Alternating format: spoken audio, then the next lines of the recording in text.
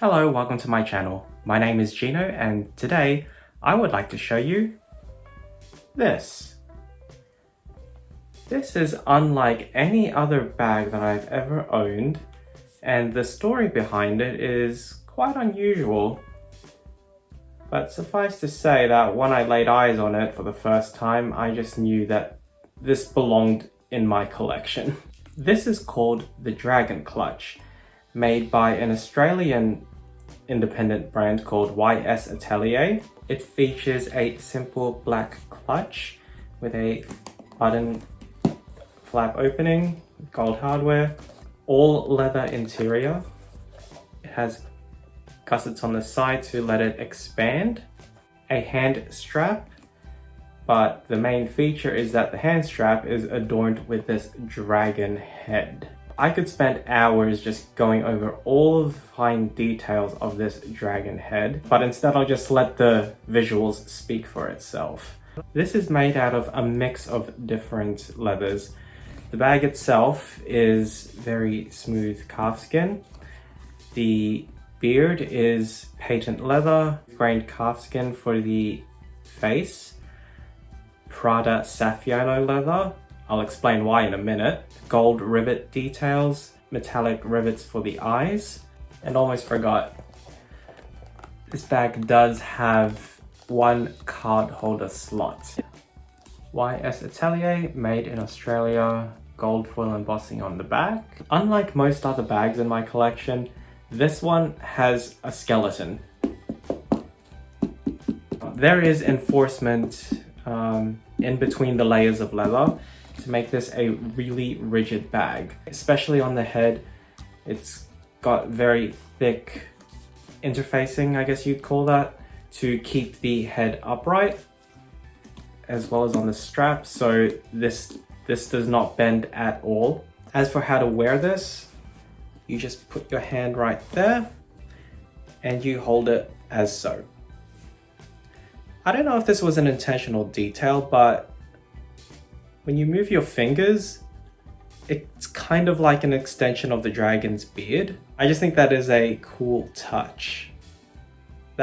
You wouldn't know until you actually hold this bag and try it out. It's also like a puppet of sorts. If you can imagine my arm as the dragon's body, it really does come to life. Now my only problem is how to store it. Because it doesn't have a flat bottom and is very front heavy, it will just tip over when you lay it on a table.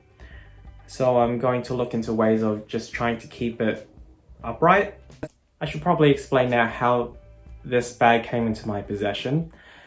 I blame Instagram. As you scroll through your feed, once in a while you'll get a suggested for you page. Most times people would just scroll past it, but when this bag was featured, I immediately stopped, stared, and went straight to its creator's profile. I was astounded by the creations of this artist. I definitely wanted to see this bag in person. So I messaged the artist and he tells me that this bag is actually going to be featured in an art exhibition in Newtown in a couple of weeks. This is my opportunity to see this in person because I definitely want to see this piece for myself before I commit to buying it. So we fast forward to the first day of the exhibit.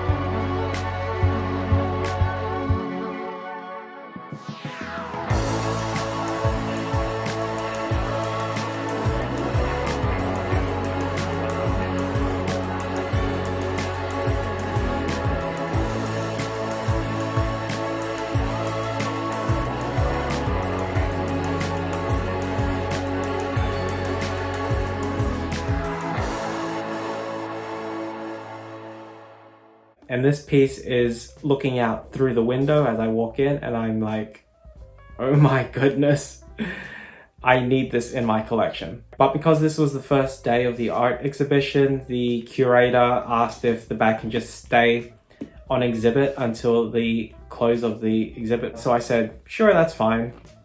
I wouldn't want this to be hidden away from potential fans of his work. The artist happened to be visiting the exhibit that day, so that was my chance to actually talk with him and find out more about this piece. How many times can you say that you've met the artist that made your bag? When I was talking with him, I learned so much about his creative process and what went into this bag. As I mentioned before, this beige leather is Prada Saffiano leather. So he actually upcycles leather from other designer brands. So this came from a Prada SLG. He doesn't have a whole production line where he's working on multiple bags. It's just him as the sole artist and works on one bag at a time from start to finish before he moves on to the next one. So on his Instagram profile, you can actually see his work in progress. He doesn't have a physical store where you can walk in and there's just a lineup of bags to choose from. Feel free to DM him on his Instagram if you're interested in any of the pieces that he's made in the past. For instance, if you were to request this bag for yourself, he would be able to make it again. However, it would be slightly different because there would be slightly different materials. It might change depending on the customer's preferences. So if this bag were to be made again, it would not be an exact duplicate of this one. So I'm kind of happy that this is a one-of-a-kind piece. So admittedly, the stitching is not 100% perfect, but I can appreciate this more as a work of art rather than a bag. It just happens to be in the form of a bag. And the other benefit of meeting the artist on the day that I paid for this bag, I was able to tell him directly that his work is amazing and that I appreciate it and that I am so happy to add this to my collection, which makes me personally happy that I'm able to say that to the artist. I even told him that this bag will sit proudly right next to my Loewe LED puzzle. It is that beautiful. I'm all for supporting local artists. Even though I've never bought an art piece myself, this would be the first time I've ever done that. I am so happy I did. This will not be my only bag from this artist. Expect to see at least one more in the near future. And there's no way to be discreet with holding this bag.